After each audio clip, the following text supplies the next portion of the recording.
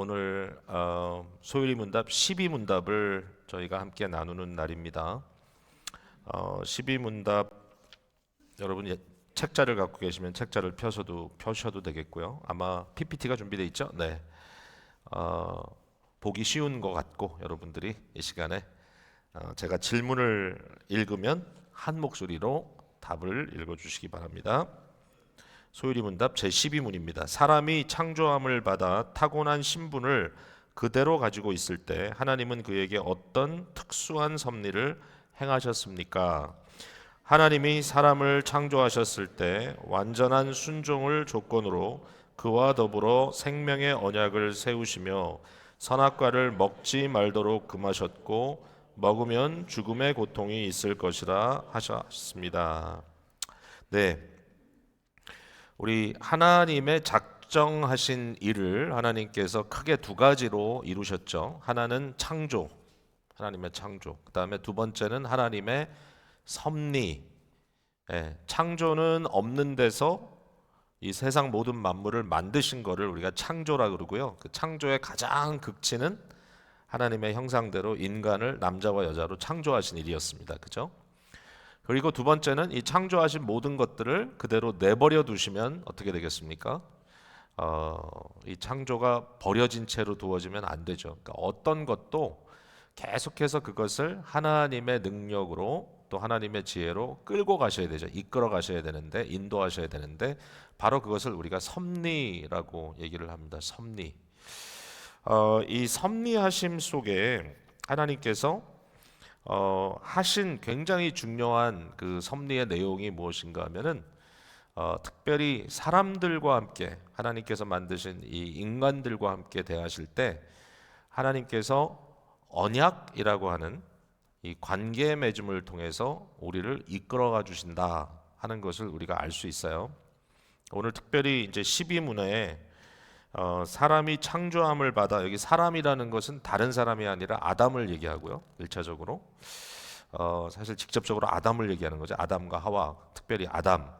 이 아담이라는 말 자체가 히브리어로 사람이라는 뜻이니까요. 여기 그대로 그냥 사람이라고 했습니다. 사람이 이 창조함을 받았습니다. 하나님의 작정하신 대로 창조가 이루어졌는데 그 창조함을 받은 사람이 여기 보니까 타고난 신분을 그대로 가지고 있을 때, 이 말은 뭐냐면 타락하기 이전에 하나님께서 그를 선하게, 그를 아름답게, 그를 지혜롭게 만드신 이 하나님의 선하신 창조 그대로 그가 그 신분을 유지하고 있을 때, 그 상태를 유지하고 있을 때 하나님은 어떠한, 여기 보니까 특수한 섭리를 그에게 행하셨느냐, 어떻게 하나님께서 그를 어떤 특별한 섭리의 방법을 통해서 이끄셨느냐라는 이제 질문인데, 자, 여기에 대해서 답은 뭐냐면은 이런 거예요. 하나님이 사람을 창조하셨을 때 거기 보니까 그와 더불어 생명의 언약을 세우셨다 그랬습니다. 여기에 이제 생명과 이 죽음이라는 것이 여기 두 가지가 언급이 돼 있고 여기에 순종 또는 불순종의 상황이 예측되어 있습니다. 그죠? 그래서 이 상황 속에서 하나님이 아담을 창조하신 이후에 그를 언약이라고 하는 관계, 이 틀 속에서 그를 이끌어 주셨다. 이게 굉장히 중요한 포인트인 거예요. 자, 이것을 우리가 꼭 이해를 해야 됩니다. 이 언약이라는 말이 참 중요합니다. 저희 교회에서는 이제 언약을 강조해서요. 저희가 첫사랑반 그 중요한 한 과목이 한 하루에 이제 그 주제가 이 언약 공동체라는 말입니다. 그래서 언약이라는 말을 저희가 많이 사용하고 있고, 이제 저희 교회에서는 이 교회 성도로 우리 교회 멤버십을 가질 때, 우리 교회 회원이 될 때 그것을 우리가 언약 교인이다 이렇게 이제 부르는 또 우리 나름대로의 그런 어떤 이 명칭이 있습니다. 언약 교인. 그 말은 그냥 교회를 오고 가고 하는 그런 한 사람이 아니고, 이 언약 교인이 됐다는 말은 이 교회의 공동체의 한 일원으로서 나 혼자가 아니라 이곳에 있는 다른 모든 교우들과 어떠한 관계 맺음 속에 내가 존재하겠다. 이제 이걸 의미하고 있어요. 관계가 맺어지고 그 관계 맺음 속에는 언약이라는 말은 무슨 말인가 하면 반드시 어떤 책임 소관이 생긴다는 거죠. 그러니까 이제 언약은 바로 이와 같은 관계 맺음을 의미를 해요. 하나님께서 아담을 창조하시고 그를 그냥 가만 내버려 두신 게 아니에요. 저는 사람을 이렇게 잘 이렇게 가까이서 막 사랑하고 케어해주고 섬겨주고 하는 것을 잘 못하는 것 같아요. 제가 이렇게 보니까 뭐 일정한 기간 동안은 글쎄요 좀 마음을 두면 할 수 있을 것 같기도 한데 항상 제 주위에 있는 사람들은 제가 그들을 너무 방치해뒀다는 컴플레인을 항상 합니다. 우리 가족사까지 지금 다 얘기하기는 좀 곤란하고요. 그러나 여러분이 스스로 생각할 수 있을 거예요. 우리 자녀들 중에도 아버지는 나를 방치해뒀다 이런 마음, 이런 신념을 굳게 가진 아들이 또는 아들들이 있어요. 그러니까 사실은 이게 왜 그럴까라고 생각을 해보면 저는 일종의 좀 반작용이에요. 반작용. 왜냐하면은 우리 부모 세대가 어, 그 너무 이 가정 이런 관계 좀 이게 강압적으로 들어오다 보니까 부모가 저를 그냥 굉장히 이렇게 딱 붙들고 컨트롤하는 약간 그런 느낌이 있었어요. 우리 아버님 세대는 좀 그런 세대인지 저희 아버지는 하여튼 저를 굉장히 타이트하게 관리를 하셨어요. 몇 시에 나가서 몇 시에 들어오는 것. 제가 심지어는 대학생일 때도 방학 때 집에 오면 아버지는 반드시 9시 전에 집에 들어오라 그러셨어요. 인간적으로 불가능한 일이에요, 그거는. 청년이. 그러니까 이제 이러한 굉장히 타이트한 관계 속에서 살아오는 게 숨막히는 것 같아가지고 그랬는지 저는 좀 모든 관계에서 좀 방치해 놓는 게 굉장히 저한테는 좀 편안하게 느껴졌어요. 또 한편 제가 이제 좀 약간 그것을 이제 합리화시키고 있지만 개인주의적인 성향도 굉장히 많은 것 같아요. 그러니까 관계가 좋은데 뭐 만나면 좋고 또 함께 놀면 재미있고 좋은데 뭔가 거기에 대해서 책임을 져야 된다고 하는 것이 좀 힘들어요. 여러분 제 마음을 아세요?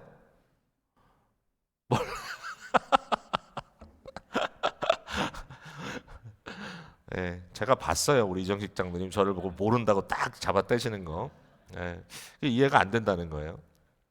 정말 그러신 건지 아니면 그냥 한번 얘기를 해보신 건지 모르겠지만, 근데 사실 우리가 오늘 배워야 될 굉장히 중요한 교훈은 뭐냐면은 모든 인간은 이 관계성을 떠나서는 사실 존재하지 않는다는 거예요.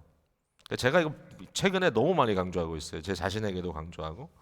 그러니까 부모가 없이 태어난 자식은 없어요. 그러니까 뭐 아무리 나는 혼자야, 나는 아무도 나를 상관해선 안 된다고 독립을 선언한다 할지라도 그러나 자연적으로 그 관계 속에 있다는 것. 궁극적으로 따지면 우리 존재는 하나님이라고 하는 창조주에 의해서 조물주에 의해서 이 세상에 나타나게 된 존재들이고 우리의 조물주 되시는 하나님과 주인 되시는 그분과 우리의 관계를 우리가 피할 수 없다는 거죠. 하나님이 우리를 계수하신대요. 어카운트 하신대요. 하나님이 뭐길래 나의 인생을 계수하십니까? 라고 질문하는 많은 불신자들이 있을 거예요. 근데 거기에 대해서 하나님이 이렇게 얘기하세요. 내가 너를 지었고 내가 너의 생명을 내 손에 쥐고 있다. 내가 오늘 너의 영혼을 취하면 네가 뭐가 되겠냐? 아무것도 안 된다. 그러니까 이제 그것을 모르고 살아가는 사람들을 소위 어리석은 자들이라고 얘기합니다. 성경에 보면 시편에 그런 말이 나오죠. 어리석은 자는 그 마음에 이르기를 하나님이 없다 하도다. 자, 하나님이 인간을 창조하는 것뿐만 아니라 그에게 다가오셨어요. 그리고 다가오셔서 언약이라고 하는 관계 맺음을 제시하십니다. 하나님이 아담에게 언제 그러셨어요? 창세기 1장 2장에 보면 하나님이 아담에게 오셔서 그와 함께 언약을 맺으셨다는 말이 어디 나와요? 사실 언약이란 단어는 등장하지 않아요, 여기. 우리가 읽었지만 그런데 제가 오늘 주제 성경으로 띄워드렸던 호세아 6장 7절에 보니까 이렇게 써 있어요. 그들이 아담처럼 언약을 어기고 이스라엘에 대한 얘기인데 이스라엘도 언약을 어겼는데 누구처럼 아담처럼 그랬습니다. 이 말은 뭐냐면 아담도 언약 관계 속에 있었다는 얘기죠. 그러니까 아담도 사실은 언약 관계 속에 거하는 그러한 상태에 있었다라는 얘기를 합니다. 이 언약이라는 것은 성경 전체를 묶어주는 굉장히 중요한 이제 개념이 된다는 것을 우리가 이제 아는데, 자 이제 몇 가지 한번 들어가 보겠습니다. 하나님께서 아담을 창조하시니 그와 언약을 맺었다. 자, 이 부분에 대해서 조금만 좀 생각을 해볼게요.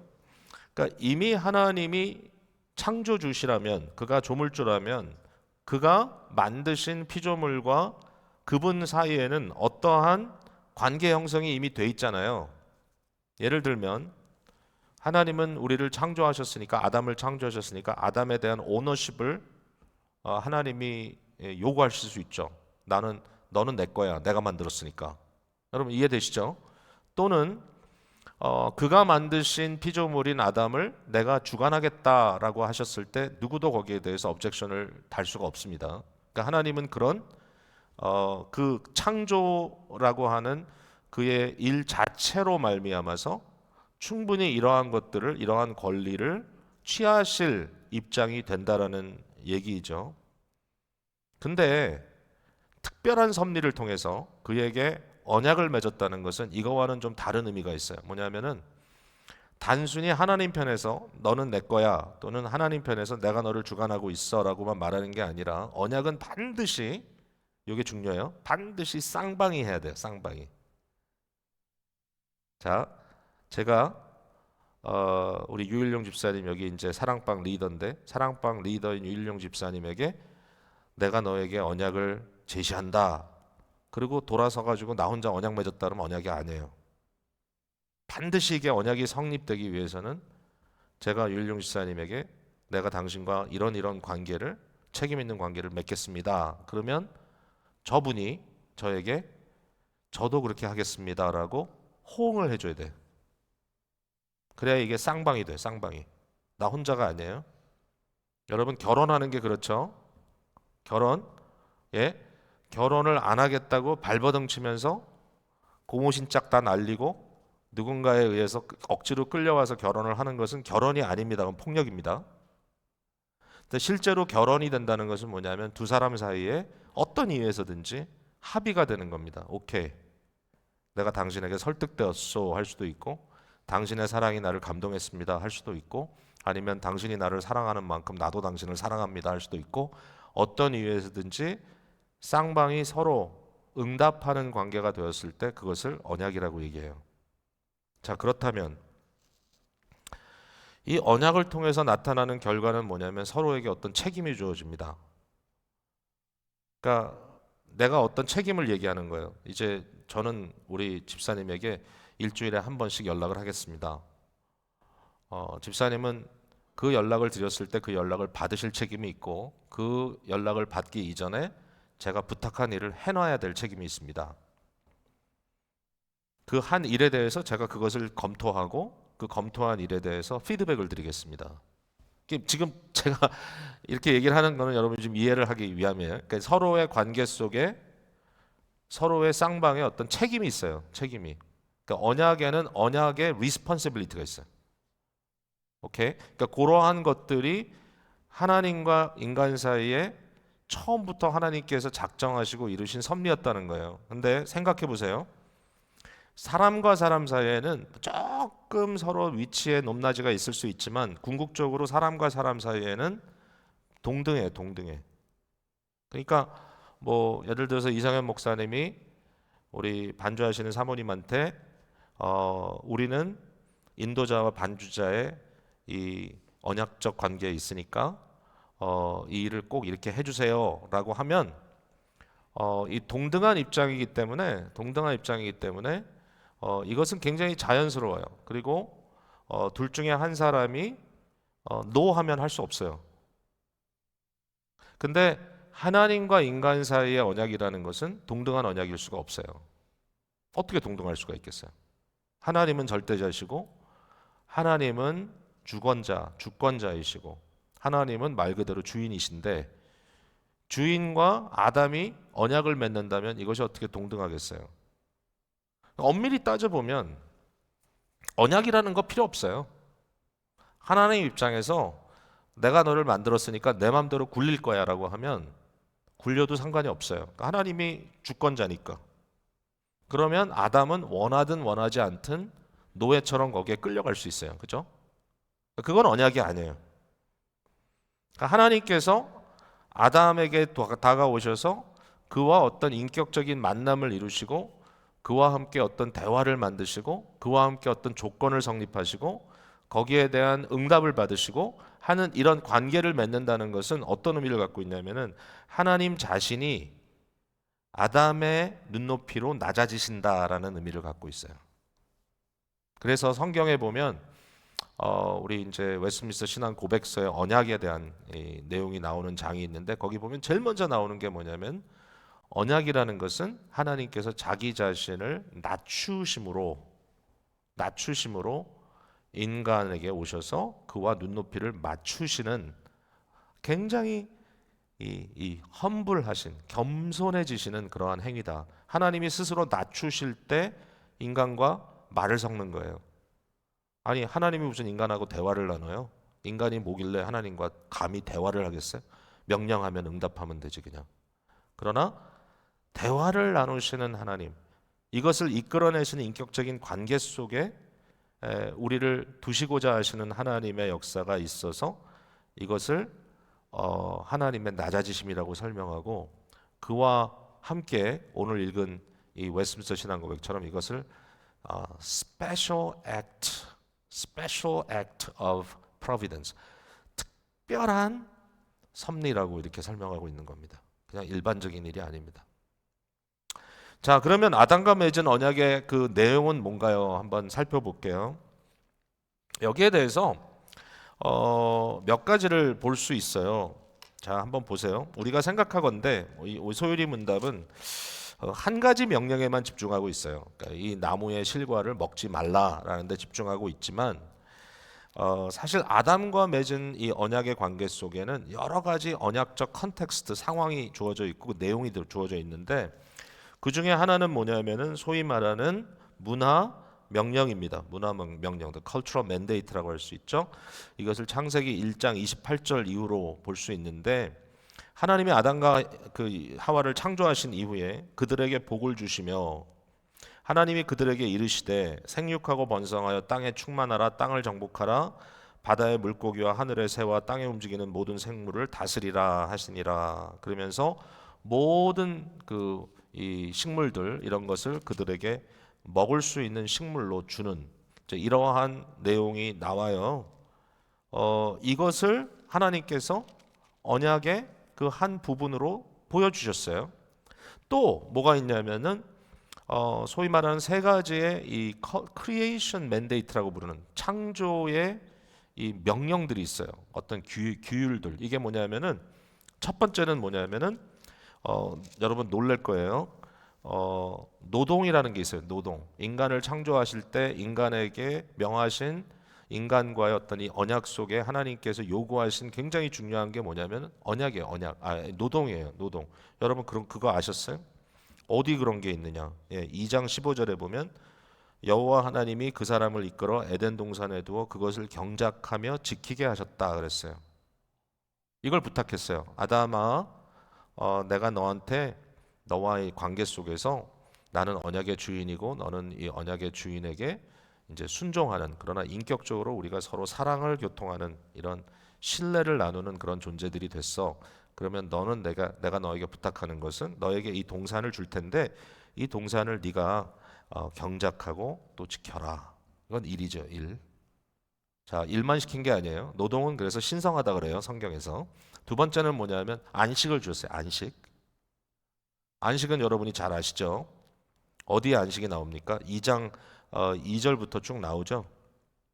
일곱째 날 모든 것을 마치고 안식했다. 3절에 하나님이 그 일곱째 날을 복되게 하사 거룩하게 하셨으니 이는 하나님이 그 창조하시고 만드시던 모든 일을 마치시고 그날에 안식하셨습니다. 이것을 안식을 거룩하게 하셨다는 것은 혼자 하신 게 아니에요. 혼자 하신 게 아니라 아담과의 관계 속에서 안식일을 거룩하게 지키라라고 하는 그런 명령이 여기 담겨져 있는 겁니다. 그죠? 그러니까 노동이라고 하는 것이 있고요. 그다음에 안식이라는 것이 있고요. 또 하나 굉장히 재밌는 게 여기 있어요. 그게 뭐냐면 결혼이에요. 결혼. 18절에 보니까 여호와 하나님이 이르시되 사람이 혼자 사는 것이 좋지 아니하니 독처하는 것이 좋지 않다. 옛날 성경 그렇게 써 있어요. 내가 그를 위하여 돕는 배필을 지으리라 하시고 하와를 만드셔서 아담에게 이끌어 오셨어요. 이거는 이것 역시 아담이 스스로 선택한 일은 아니죠. 그러나 언약의 관계 속에서 하나님께서 배려하신 일이에요. 그래서 결국은 1장에는 아예 처음부터 하나님께서 창조하실 때 사람을 창조하셨는데 남자와 여자로 창조했다고 딱 그것을 복수로 거기에 아예 딱 박아놨어요. 그러니까 물론 이제 모든 사람에게 결혼이라는 것은 필수가 아닐 수는 있어요. 그러니까 성경에 보면 독처하는 경우들이 있다고 예수님도 그걸 인정하셨어요. 그러나 일반적인 창조의 경륜 속에서는 한 남자와 한 여자가 만나서 결혼을 하고 그들을 통하여 거룩한 자녀들이 이렇게 태어나고 그렇게 해서 계속해서 생육하고 번성하는 일이 이루어지는 것, 이게 굉장히 중요한 이 언약의 내용 중에 하나라는 것이죠. 그러니까 이 모든 게 다 들어가요, 언약 속에 사실은. 근데 여기에 한 가지가 더 있어요. 한 가지가. 근데 이 한 가지가 굉장히 의아해요, 사실은. 왜냐하면 딴 거는 다 뭐냐면은 딴 거는 다 하라는 거예요. 예. 노동하라, 일하라, 안식하라, 쉬어라, 그 다음에 결혼해라, 행복해라, 둘이 사랑해라, 다 하라는 거예요. 예? 생육하고 번성하고 다스려라, 다 하라는 건데 느닷없이 한 이슈에 대해서 하지 말라라는 명령을 하십니다. 그게 뭐죠? 17절입니다. 선악을 알게 하는 나무의 열매는 먹지 말라. 네가 먹는 날에는 반드시 죽으리라 그랬어요.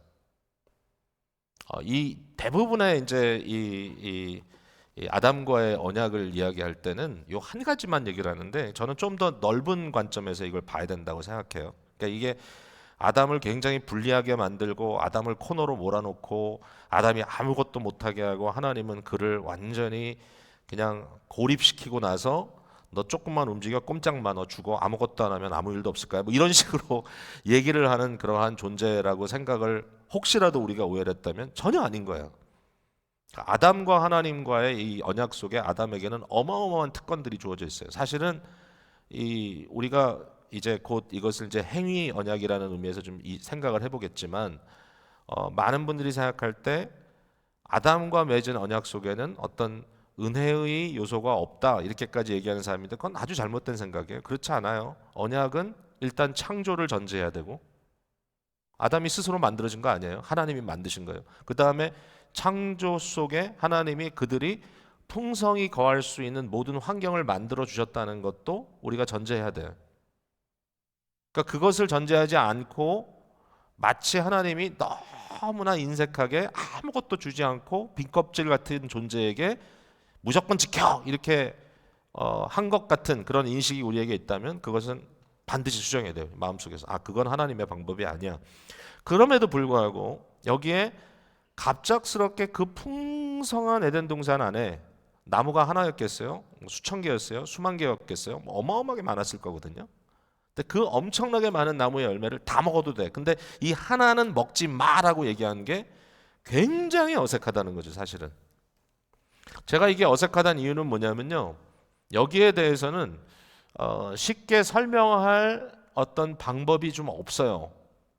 여러분, 왜 에덴 동산을 지켜야 합니까? 왜 에덴 동산을 경작해야 됩니까? 왜냐하면 에덴 동산이라는 것은 그 원리 속에 존재하기 때문에 자연의 원리 속에 창조하신 하나님의 그리고 지킨다는 말 중에 굉장히 중요한 말은 인트루더 침략자로부터 에덴 동산을 지켜야 돼. 왜냐하면 이미 그 창조된 세상에는 이 사탄이라고 하는 타락한 천사가 존재합니다. 그리고 그가 결국은 뱀의 형태로 뱀으로 성육신하여서 이 에덴 동산에 침투해서 결국은 아담과 하와를 넘어뜨리는 일을 한단 말이에요. 그걸 막아내야 돼요. 충분한 이유가 있어요. 지켜야 돼. 프로텍트 해야 돼. 이유가 있어요. 왜 안식을 해야 되느냐? 안식일이라고 하는 것을 통하여 이 모든 것을 창조하신 하나님의 이 왕 되심을 결국 그를 향하여 더 이상 땅의 일이 아니라 우리에게 주어진 일과가 아니라 오직 하나님과의 관계를 확인하기 위하여 하루를 온전히 창조하신 그분의 주권 앞에 완전한 안식을 누리는 것이 너무 필요해.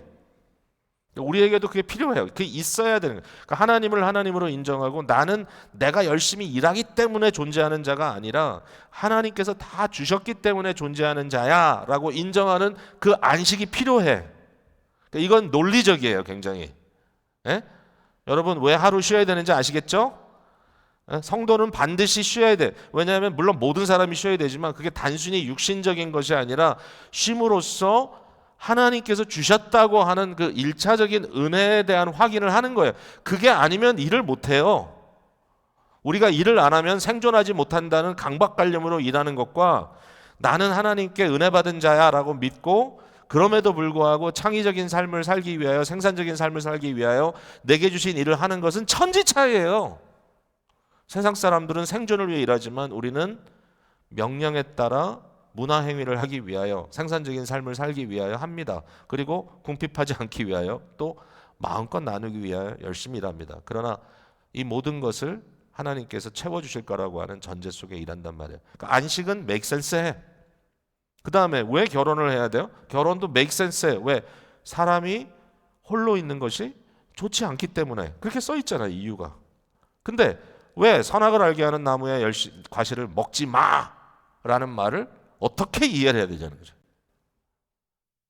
예? 하나님은 다 베풀어 주시고 하나님의 모든 피조물은 아름답고 선한데 도대체 왜 동산 가운데 있는 선악과는 먹지 말라고 하느냐? 이해가 잘 안 돼요. 그러니까 제가 생각해 보건데 이제 이것을 단순히 순종이라고 이야기하는데 저는 순종을 하기 위한 조건이 필요한 것 같아요. 순종을 하기 위한 조건은 뭐냐면 믿음이에요. 사실은. 그러니까 이제 믿음의 원리가 성경에 사실은 제자리로 돌아가는 거예요. 왜냐하면 하나님의 선하심과 그의 진실되심, 나를 향하여 하나님의 마음은 나를 복주시려고 하시는 것이지 나를 곤란하게 하려고 하는 것이 아니라고 하는 것을 믿는 믿음, 이것이 전제될 때 순종이 돼요. 사실은. 여러분 한번 생각해 보세요. 아브라함에게 하나님께서 찾아오셔서 너의 하나밖에 없는 독자 이삭을 내가 지시할 땅에 가서 내게 번제로 바쳐라. 여러분 세상에 그런 게 어디 있어요? 논리적이지 않아요. 이해가 되지 않아요. 도대체 이게 뭔가? 근데 아브라함은 순종합니다. 그 순종은 인간적인 입장에서 봤을 때는 무모하고 굉장히 황당합니다. 그러나 히브리서는 거기에 대해서 이유를 대죠. 그 이유가 뭡니까? 하나님은 그의 약속을 지키시는 자고 이 독자 이삭을 통하여 이 씨를 통하여서 내 후손을 하늘의 별같이 해변의 모래알같이 많겠다고 하는 하나님의 약속을 믿고 신뢰했기 때문에 만약에 내가 하나님의 말씀에 순종함으로 이삭이 죽는다 할지라도 죽은 자 가운데서 그를 부활시켜서라도 하나님은 약속을 이루실 거라고 하는 것을 아브라함이 믿었다는 거예요. 자, 이때 좀 아멘이 나와야 제가 좀 힘이 있는데 여러분 이게 전제되지 않고서는 이해가 안 되죠. 그러니까 여기에도 이 많은 나무 중에 하나의 나무를 네가 먹지 말라, 열매를 먹지 말라고 했을 때 도대체 하나님은 왜 그걸 만들어 놓고 먹지 말라고 하신 거야? 라고 우리가 시비를 걸 수 있지만 적어도 아담이라고 하는 그 온전한 순전한 의로운 상태에 지음받은 죄가 없는 죄가 없어요. 아담은 하나님에 대한 어떤 의심도 없어요. 하나님에 대한 어떤 의혹도 없어요. 하나님에 대한 어떤 오해도 없어요. 자기 인생에 대한 어떤 오해도 갖고 있지 않아요. 그가 창조받은 원래 모습 그대로예요.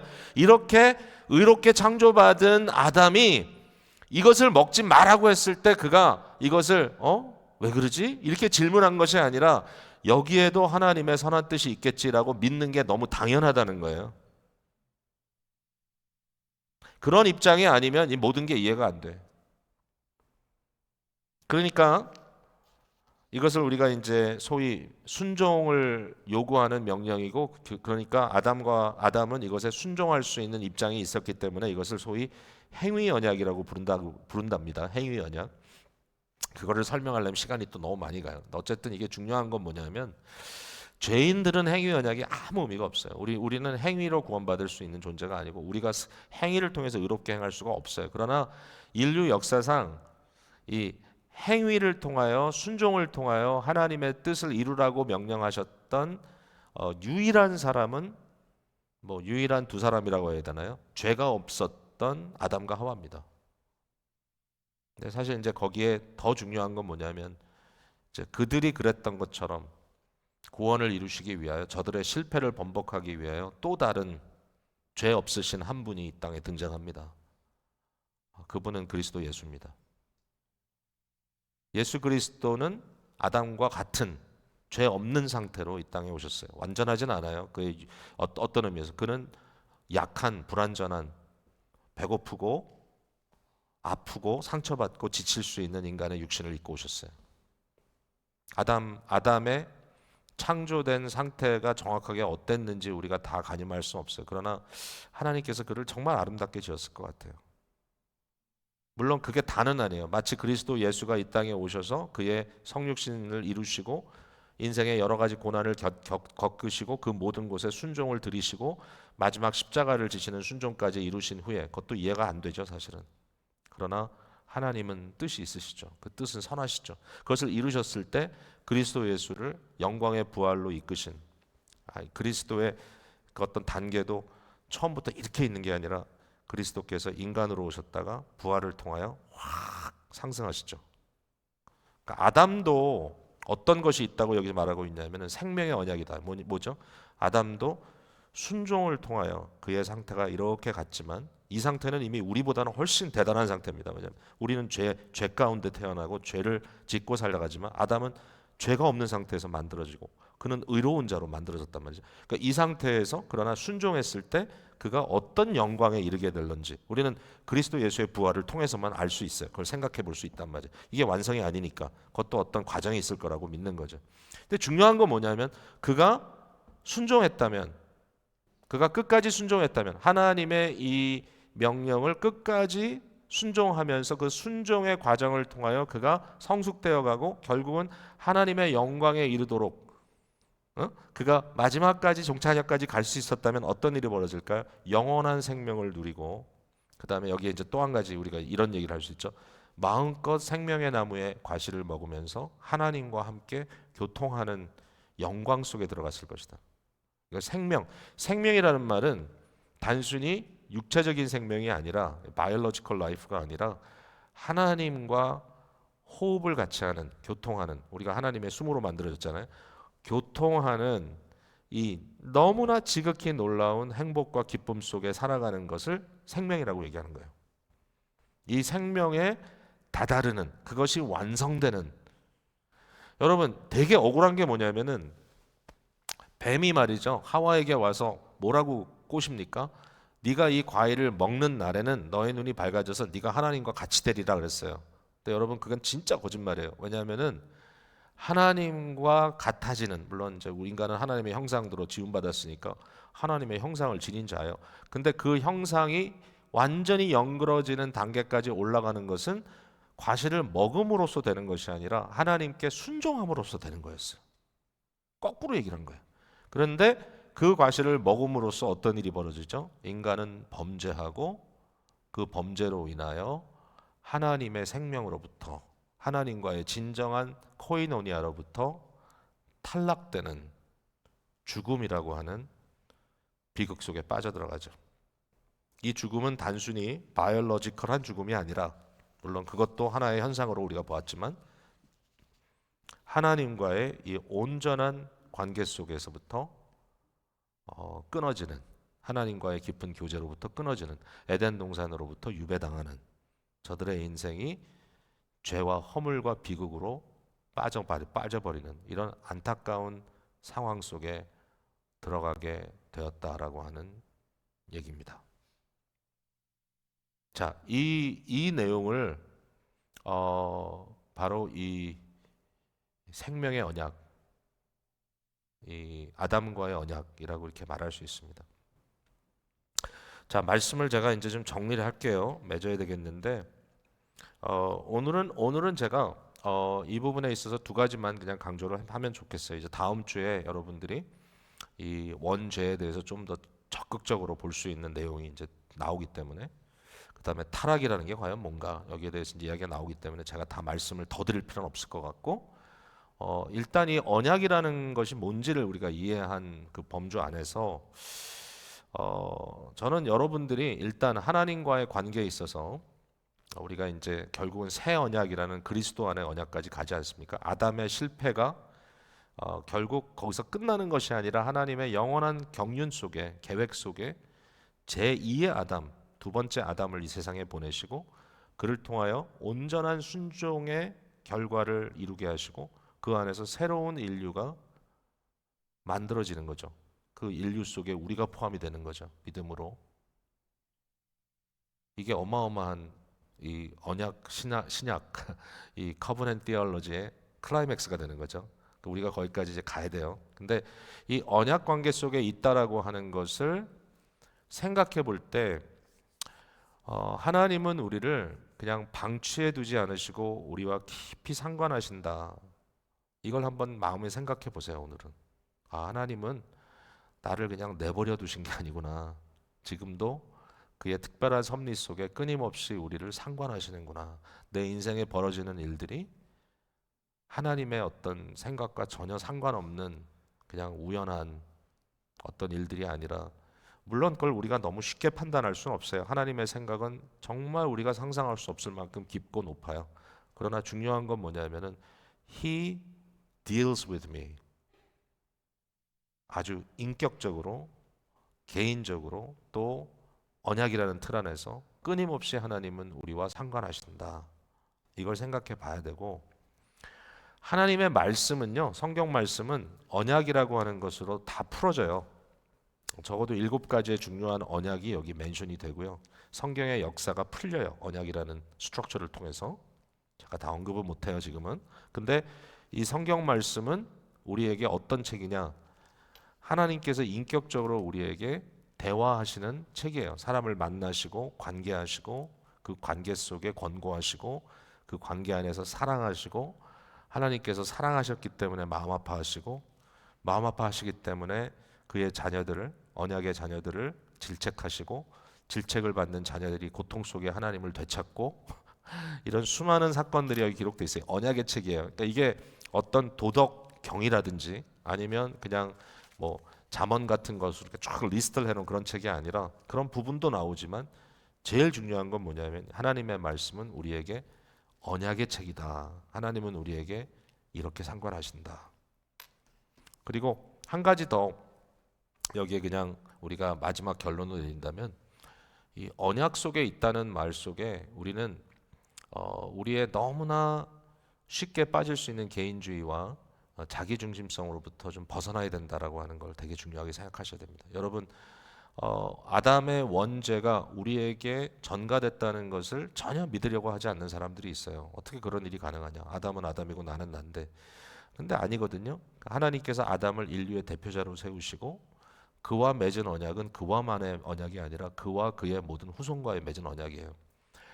이걸 우리가 믿지 못한다면 예수 그리스도와 맺으신 구원의 언약을 우리가 믿을 수가 없어요. 하나님은 그리스도 예수와의 언약을 맺으셨어요. 그 언약 속에 너의 순종을 통하여 내가 너를 영화롭게 하겠다. 그 언약을 그리스도께서 지키셨을 때 그 지키신 언약을 통하여 그리스도만 영광을 받으신 게 아니라 그리스도께 속한 모든 새로운 인류가, 그리스도의 몸된 교회가 그 은혜에 참여하는 거예요. 그러니까 이거를 내가 어떻게 믿겠어요? 이걸 못 믿는 사람은 뭐라는지 아세요? 그런 게 어디 있어? 내가 열심히 살아야지 하나님이 나를 이뻐하시고 내가 노력해야 구원을 받는 거지. 뭘 잊어버리는 거예요? 언약을 잊어버리는 거예요. 그리스도 예수 안에 내가 있고 예수 그리스도의 대표성을 통해서 내가 그를 믿음으로, 내가 그를 따라감으로, 내가 그에게 속함으로 나는 그리스도의 받으신 모든 그 일들, 그의 다시 하나님의 신원하심, 그의 부활, 그가 이루신 생명의 역사 속에 나도 거기 들어간다. 그리스도의 죽음에 내가 함께 죽고 그리스도의 부활에 내가 함께 부활한다 라고 하는 이 믿음이 나오는 거예요. 어디에서? 언약을 이해함으로. 신앙생활은 이 세상이 말하는 종교생활하고 달라요. 종교생활은 뭐냐면 내가 수양을 하고 내가 그 안에서 어떤 나를 위한 좋은 결과를 만들어내는 거예요. 우리가 가지고 있는 복음은 그게 아니에요. 하나님의 나라가 임하고 그리스도 예수를 통하여 우리에게 언약의 역사가 우리에게 선물로 주어집니다. 우리는 믿음으로 아멘으로 하나님께서 그리스도를 통하여 우리에게 이루신 일을 받음으로써 구원의 경험을 하게 됩니다. 다 같은 틀 안에서 이해가 돼야 됩니다. 그래서 이것을 우리가 좀 이해해 나가는 가운데 말씀의 어떤 그 질서가 우리에게 좀 깨달아지고 앞으로 나아갈 수 있으면 좋겠다. 이런 생각을 하면서 오늘 마치겠습니다.